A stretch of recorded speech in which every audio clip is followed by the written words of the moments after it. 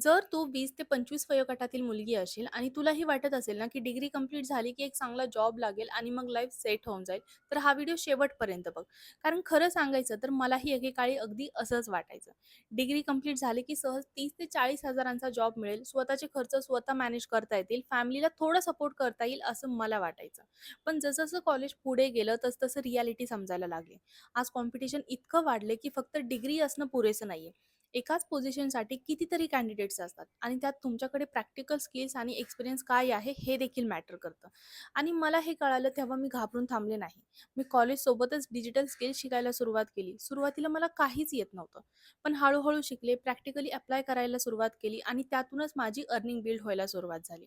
आज माझ्याकडे फक्त डिग्री नाहीये. माझ्याकडे स्किल्स आहेत, माझी स्वतःची अर्निंग आहे आणि माझ्या फॅमिलीला सपोर्ट करण्याची ॲबिलिटी आहे. म्हणून जर तू आता 20 ते 25 मध्ये असशील ना, तर जॉब मिळेलच की नाही याचं ओव्हरथिंक करण्यापेक्षा स्वतःमध्ये एक एक्स्ट्रा स्किल बिल्ड करायला सुरुवात कर. आणि जर तुलाही वाटत असेल की मला कॉलेज स्टडीसोबत काहीतरी एक्स्ट्रा करायचं आहे, नवीन स्किल शिकायची आहे आणि स्वतःची अर्निंग बिल्ड करायची आहे, तर मला फॉलो कर आणि कमेंटमध्ये तुझं नाव टाईप कर. मी तुला पर्सनली गाईड करेन. मी कुठून सुरुवात केली, कोणत्या स्किल शिकल्या आणि अर्निंग बिल्ड करण्यासाठीचा माझा रोडमॅप काय होता हे शेअर करेन.